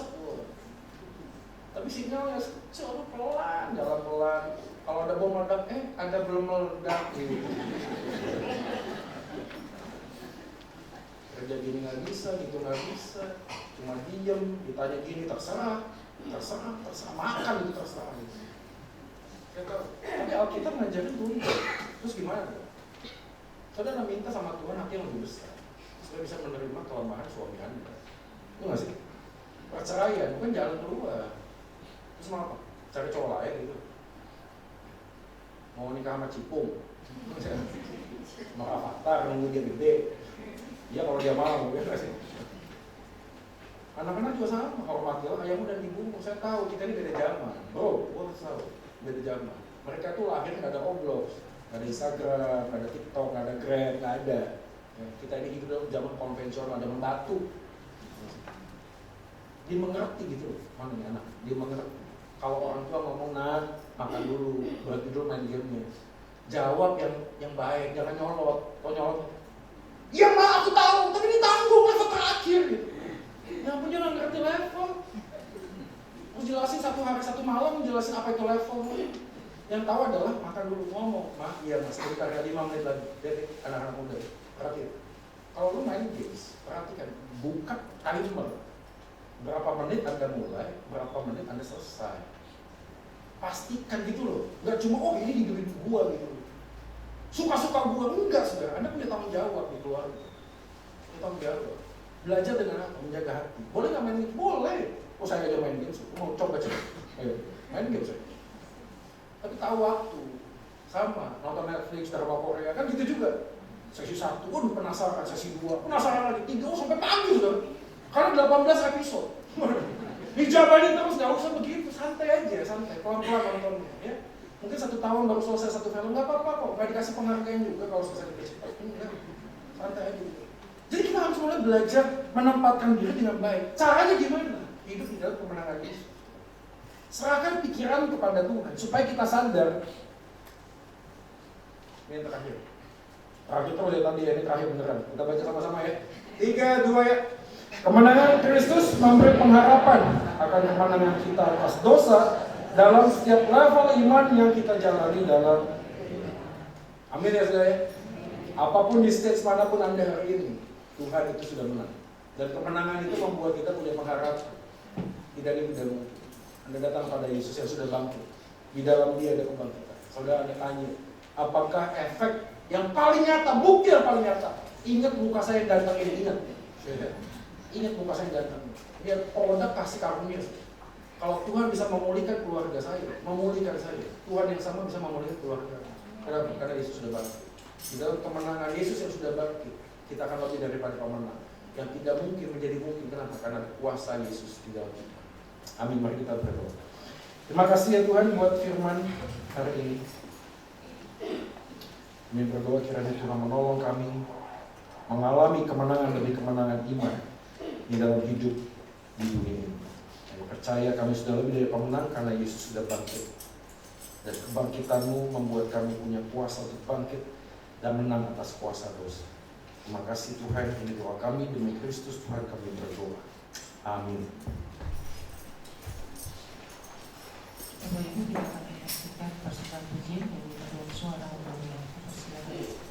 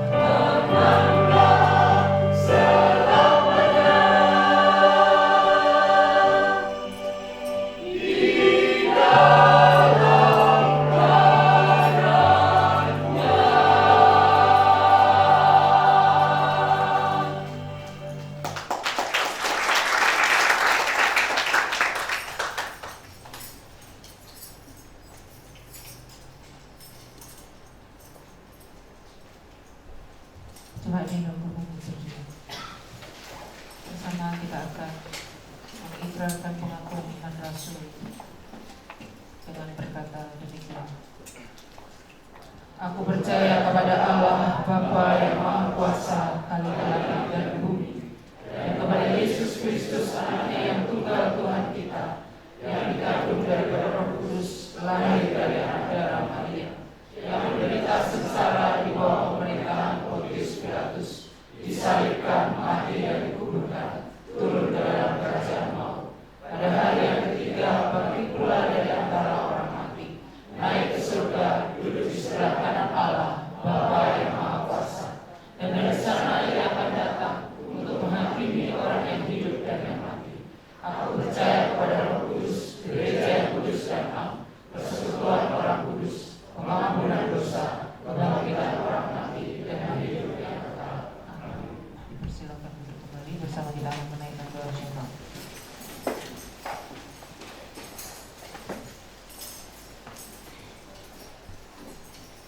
Bapak Ibu sekalian, mari kita masuk ke dalam doa syafaat. Kami berdoa kiranya Tuhan menolong kami di dalam masa-masa yang sulit saat ini. Jemaat yang bergumul dengan ekonomi, Tuhan tolong supaya dalam pergumulan mereka juga berjumpa dengan Yesus yang sudah menang, memberikan mereka hikmat dalam mengambil keputusan. Kami juga berdoa buat saudara kami yang sakit dalam masa pemulihan, Pak Fernandus, Ibu Haryono, Ibu Hermawati, Bapak Enos, Saudari Grace, Ibu Hadi, orang tua dari Bapak Bobi Bernanda, Ibu Yuni Manungkil, dan juga saudara-saudara kami yang lain yang mungkin tidak kami sebutkan namanya. Mohon Tuhan yang kasih kuasa-Mu kau menjamah, memberikan mereka keteguhan iman dalam menjalani proses pemulihan ini. Dan kami juga berdoa menyerahkan kepada-Mu para pelayan di Bajen Benowo ini, penatua, pendamping, pengurus, para korwil, guru sekolah minggu, aktivis, dan juga karyawan. Mohon hikmat Tuhan dan jagai hati kami untuk tetap sehati, sepikir bersama mengerjakan apa yang Tuhan percayakan melalui dari dalam gereja ini. Teringat buat saudara kami yang berulang tahun, Saudara Adin Nugraha, Saudara Samuel Aprianus Limanto, anak Viola Hotmaria Silaban, anak Viola Kandita Anggraini, Ibu Setiawati Condrowiji, Saudara Yereniko Afrilito Sutarji, Ibu Helena Yohanes, Ibu Mary Hermanto, dan juga saudara yang lainnya mungkin tidak sempat disebutkan namanya. Dan berdoa kiranya Tuhan menambahkan hikmat, sukacita, damai sejahtera berjalan dengan 1 tahun usia yang Tuhan tambahkan. Demikian juga mereka semakin mengasihi Tuhan yang sudah lebih dahulu mengasihi mereka. Dan apapun yang menjadi pergumulan pribadi mereka, ya Tuhan, sandingkanlah telinga-Mu, dengarlah, dan bawa kami untuk satu langkah lebih dekat pada kasih karunia Tuhan, dan hidup menjadi berkat buat sesama kami, dan mau rindu untuk tetap melayani untuk kerajaan Tuhan. Kami serahkan kehidupan kami ke dalam tangan-Mu, ya Tuhan. Demikian juga bangsa dan negara kami Indonesia, Presiden, Wakil, para Menteri, DPR, DPD, KPK, TNI, dan Polri. Kiranya Tuhan menolong, boleh membawa bangsa ini dalam sebuah kemajuan yang lebih nyata. Segala keputusan yang diambil tidak diambil untuk kepentingan pribadi atau golongan, sebaliknya diambil demi kesejahteraan bangsa kami Indonesia. Kami juga teringat buat para kepala daerah yang memimpin, kiranya Tuhan tolong diberi hati yang takut akan Tuhan, sehingga mereka boleh memimpin dengan adil dan bijaksana. Di akhir doa ini Tuhan, kami teringat para misionaris, pendeta, penginjil yang melayani di garda depan, baik di kota besar, di pedesaan, di pedalaman sekalipun. Kiranya rahmat Tuhan bersama dengan mereka mencukupkan segala kebutuhan yang mereka perlukan. Dan Tuhan tolong visi misi mereka supaya kabar sukacita, kabar baik tentang Kristus Tuhan dikumandangkan, dan banyak orang dengan lutut berlutut lidah mengakui Yesus adalah Tuhan. Akhirnya Tuhan menolong semua sekolah Alkitab, lembaga misi boleh sama-sama bergandeng tangan mengerjakan pekerjaan Tuhan. Selama masih ada siang, kita kami bisa bekerja, karena akan datang malam di mana kami tidak lagi bisa bekerja. Ini doa kami, ya Tuhan. Kami serahkan kehidupan kami sepenuhnya dalam tangan-Mu, dan kami membawa setiap doa ini hanya di dalam nama Yesus Tuhan kami yang sudah mengajar kami doa demikian.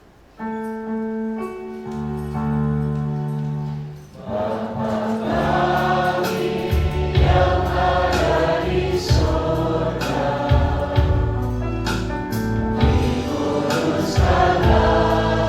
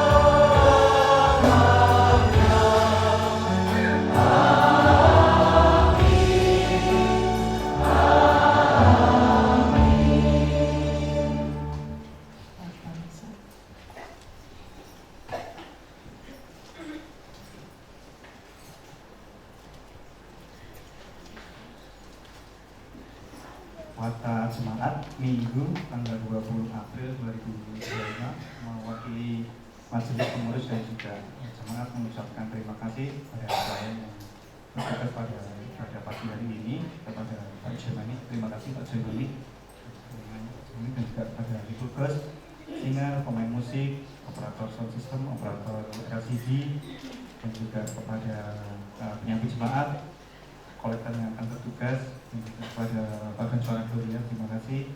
Kepada adik-adik anggota juga terima kasih atas pelayanannya, dan juga tidak lupa kepada seluruh panitia yang sudah menyiapkan acara ini, juga kami mengucapkan terima kasih. Selanjutnya, apakah dari Bapak Ibu Saudara yang pertama kali hadir dalam ibadah hari ini? Ya, boleh dikenalkan namanya dan tinggal di mana.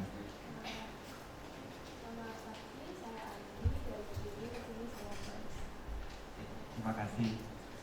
Selamat datang, selamat beribadah. Ada lagi? Sudah? Ya. Terima kasih. Selanjutnya, mewakili Majelis Pengurus dan juga jemaat mengucapkan selamat ulang tahun kepada Saudara Adi Nugroho pada tanggal 14 April. Dan berikutnya kepada Saudara Samuel Aprianus Limanto tanggal 14 April juga. Berikutnya selamat ulang tahun kepada anak Viola Maria Silaban tanggal 15 April. Hadir. Berikutnya kepada anak Viola Tandita Anggreni tanggal 16 April. Hadir. Berikutnya selamat ulang tahun kepada Ibu Sriawati Sondrowiji tanggal 17 April. Hadir. Ada. Berikutnya selamat ulang tahun kepada Saudara Yerimko Afrito Sutarji tanggal 17 April di Yesdianya. Oh iya, selamat ulang tahun. Selanjutnya selamat ulang tahun kepada Ibu Helena Yohanes tanggal 19 April. Selamat ulang tahun, Oman. Selanjutnya selamat ulang tahun kepada Ibu Mary Hermanto tanggal 20 April. Tidak ada. Persekutuan Pemuda Remaja diselenggarakan setiap hari Sabtu pukul 18 di ruang sekolah negeri lantai 2. Rekan-rekan pemuda remaja diundang untuk hadir, dan juga Bapak Ibu yang mempunyai putra putri usia pemuda remaja juga dimohon untuk mendorong putra putrinya untuk dapat mengikuti persekutuan tersebut. Selanjutnya jadwal persekutuan wilayah yang pertama, persekutuan wilayah Barat Utara yang akan diselenggarakan pada hari Senin 21 April 2025 pukul 18 di keluarga Nata atau Ibu Desi yang beralamat yang akan dilaksanakan di gereja, Bapak Ibu. Selanjutnya persekutuan wilayah Barat pada hari Minggu 27 April 2025 pukul 11.30 di tempat Bapak Iwan Siki yang beralamat di Desa Badut RT 6 RW 12 Kelurahan Dasang Menganti, dekat dengan Green Menganti. Selanjutnya persekutuan wilayah Selatan pada hari Senin 28 April 2025 pukul 19 di keluarga Bapak Jemungani yang beralamat di Pondok Benawa Indah Blok CL nomor 8. Selanjutnya persekutuan wilayah Timur yang akan diselenggarakan pada hari Rabu 30 April 2025 pukul 19 di rumah keluarga Bapak David Pantimawa yang beralamat di Pondok Benawa Indah Blok MM nomor 16. Jemaat di masing-masing wilayah maupun lintas wilayah diundang untuk hadir. Selanjutnya doa malam akan diselenggarakan pada hari Selasa 22 April 2025 yang akan dipimpin oleh Bapak Yansen sama Tolpon. Jemaat juga diundang untuk hadir. Dan ada pelatihan, dibuka lagi pelatihan untuk drum bagi jemaat yang berminat dan akan melayani. Ada persyaratan dan dapat menghubungi dapat menghubungi Penatua Tribur Setia Putra. Nomor handphone juga disertakan. Berikutnya juga sama, ada pelatihan keyboard bagi jemaat, ada syarat dan dapat menghubungi Penatua Tribur Setia Putra. Diberitahukan juga ada pembekalan untuk khotbah yang akan dipimpin oleh Pendeta Esra yang akan memberikan pembekalan khotbah pada tanggal 24 April dan 8 Mei pukul 19 bagi jemaat yang memiliki kerinduan untuk melayani sebagai pembawa renungan dapat mendaftarkan kepada Penatua Tribur Setia atau kepada Penatua Papianus. Berita duka Jemaat pengurus dan majelis mengucapkan turut berduka cita atas berpulangnya saudari Rita Ratna Kristianti atau saudari Grace pada hari Jumat 18 April dan sudah dimakamkan pada hari Sabtu. Kami mengucapkan turut berduka cita untuk keluarga yang ditinggalkan dan untuk rekan-rekan pelayanan juga kiranya diberikan kekuatan dan kehidupan. Demikian warta jemaat, selamat Paskah, Tuhan Yesus memberkati.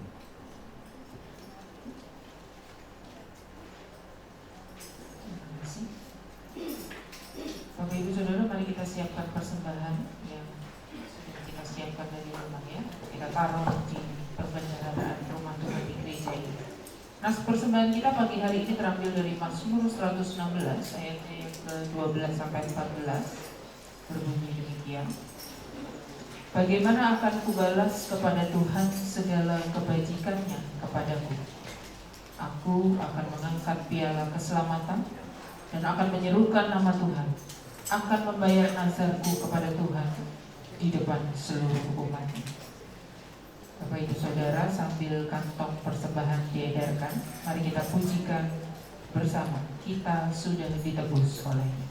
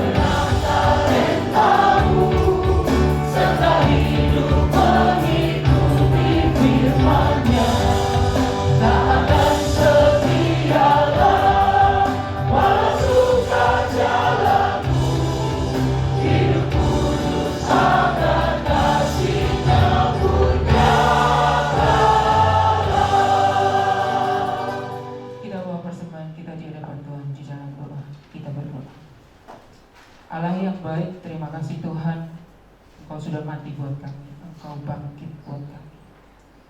Dan sebagai ucapan syukur kami, Engkau memberkati hidup kami begitu luar biasa, karena Yesus telah hadir dalam hidup kami. Maka Tuhan, dengan segala kerendahan hati kami mohon, terimalah persembahan yang kami bawa di hadapan-Mu dengan pujian, dengan sukacita, dengan ucapan syukur. Kami bawa persembahan kami di hadapan-Mu, tetapi kami sungguh rindu Tuhan, Kami ingin memberikan hidup kami seutuhnya, sesungguhnya bagimu. Pakai kami seoptimal mungkin buat pekerjaan tanganmu di tempat ini. Dan nyatakanlah kuasa-Mu di tempat ini. Terima kasih Tuhan Yesus. Memohon hikmat, pengertian dan kebijaksanaan untuk majelis jemaat yang mengelola persembahan ini, sehingga pekerjaan tangan-Mu boleh semakin nyata dan tegak berdiri di tempat ini. Dalam nama Tuhan Yesus Kristus, kami bawa persembahan ini di hadapan. Amin.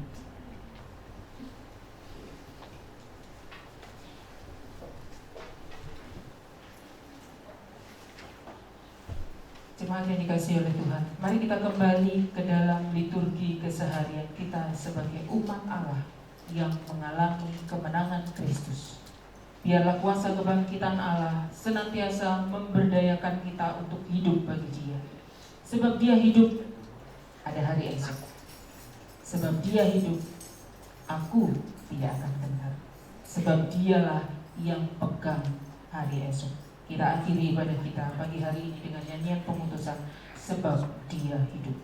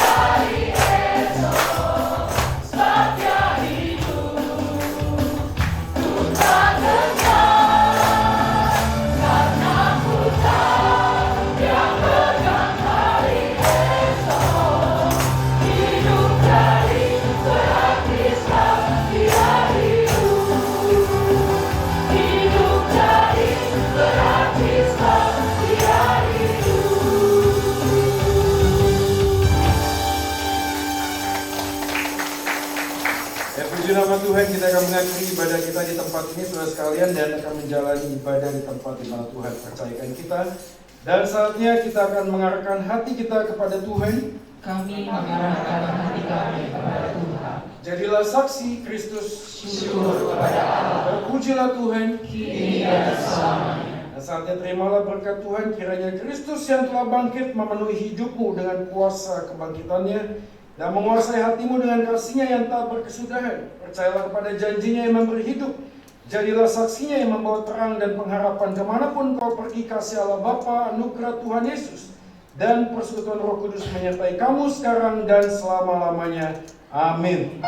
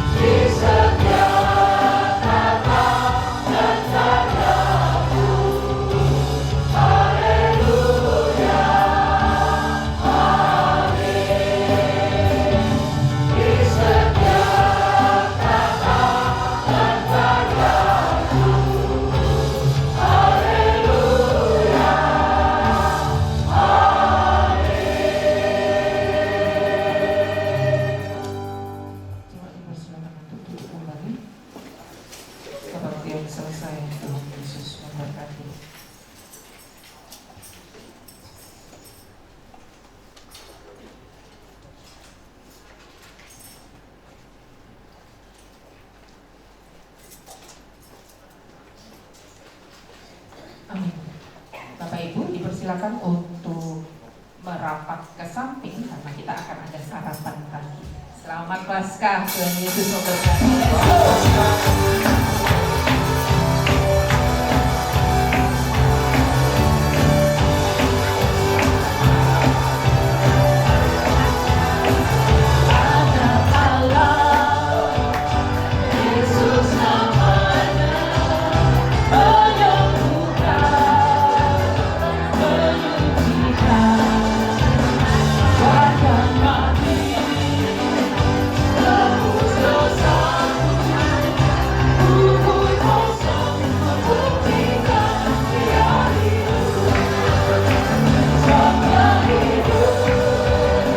Ada hari esok.